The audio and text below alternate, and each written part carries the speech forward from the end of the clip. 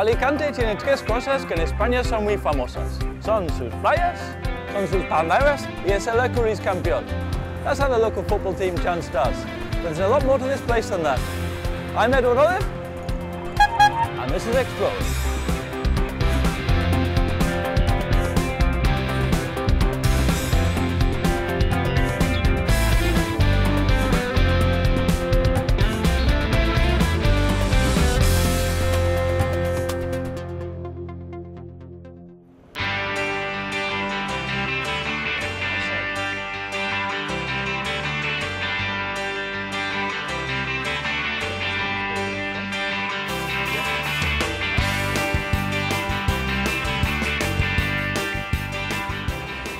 Alicante really is a very nice place, and some bits of it are like Monaco.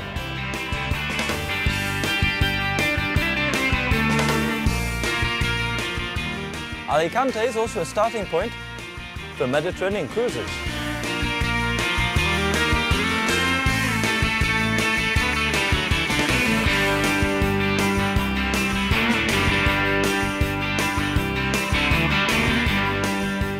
Counting down for the sea filling with ships for this year's Volvo Ocean Race, and the place is already buzzing with excitement.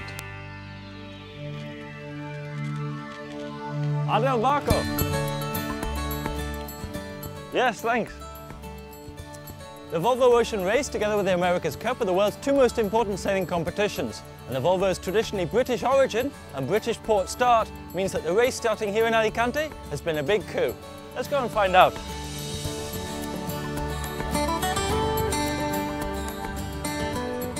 What's the difference between the Volvo and the America's Cup? The America's Cup is a real short, hard race, and we just race for 30 days in a row.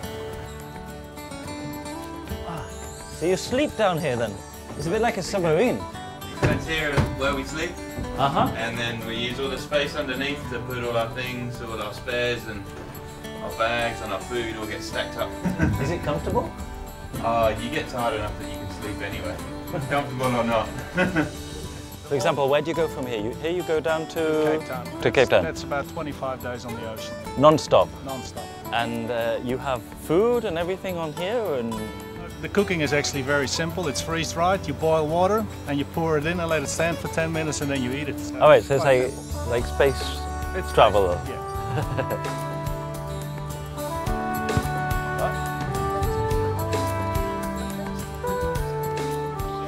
So back here is where you have the bathroom and showers and things, no? No bath and no showers, just one little toilet that you might use some of the time. So where do you wash? You don't wash. And do you have things to do when you're not working? You have like PlayStations and internet and... We've got internet, but normally it's like media things, like we have to give everyday footage back to the mainland. Oh, so it's like Big Brother? It's like Big Brother. And you have like cameras here and head cams? We're having 10 cameras inside of the boat, and so the people actually can follow us nearly live. So you have an onboard journalist now? Well, he's basically doing everything. So he's filming, taking stills, sending messages off. So he's not allowed to touch the He's not allowed to touch any equipment. And does he get seasick? Well, hopefully we find a person that doesn't get seasick at all, because otherwise you have to worry about it. Yeah, because I'd be like on the floor to say It's a special person. So this is the first year that the race is starting in Alicante? That's correct. And do you think it's going to be good for the city, or...? Well, if you can see already, like on all the websites and all the television programs, that gets talked about the city, and especially now when more participants are coming over, the town of Alicante will be in the news all the time, so I think it's fantastic. It's a very high prestige event, no? There's a lot of sponsor money involved, and a lot of big corporate companies are involved, so they're bringing their guests over, so it's getting bigger and bigger. The teams that leave here embark on an 8-month round-the-world trip, starting in Alicante, down to South Africa, across to the Middle East, round India, round China, below Brazil, up to the United States, and then up to Sweden. Sounds great, but in actual fact, it's one of the most grueling trips you can possibly imagine. And the great thing is, the beach is right next to the town centre. Excuse me, do you know where I can see the Arab's face? That. Where? The face is this side of the castle. Allí. Okay. Okay. Thanks. Still can't see it. I reckon I'll have me on. Anyway. An artist? Amateur. You know, 2 hours. 2 hours? 2 hours, yeah. Can you see the Arab's face? No. I can't see it either. No.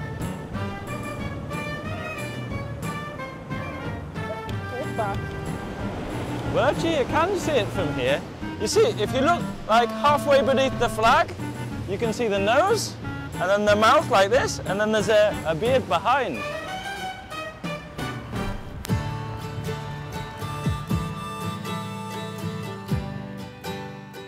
You can get up to the Castillo Santa Barbara by bus, by lift, or by car.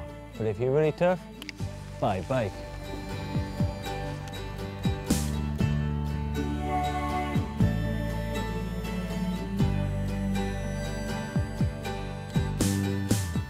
The Castillo Santa Barbara is of Arab origin and dates back to the end of the 9th century. Well, it's quite well preserved, as you can see. Maybe one of the best things about it is 160 metres up, you've just got fantastic views.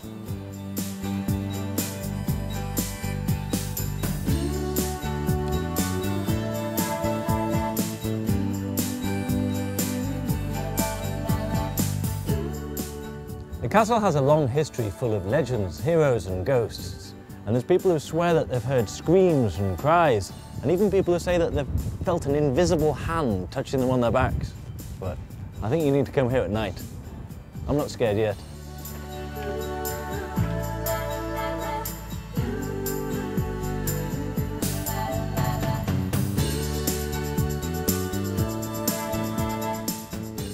Today, the castle's principally a cultural centre, with exhibitions and concerts on summer evenings here on the Patio de Armas. It's also going to be the site of the new Alicante Museum.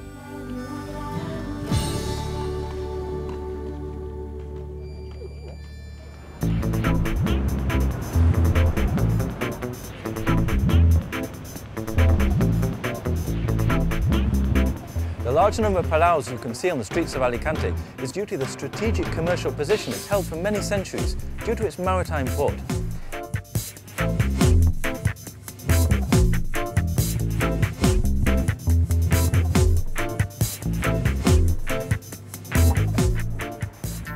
This building is the Alicante Town Hall, one of the best examples of civil Baroque architecture in the whole of Spain.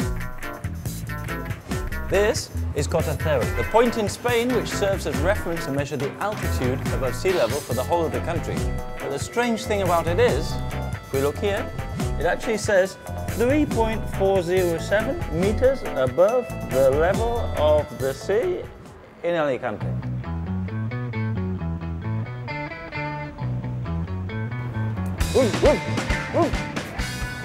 This is coca and tornina, a famous local delicacy from Alicante.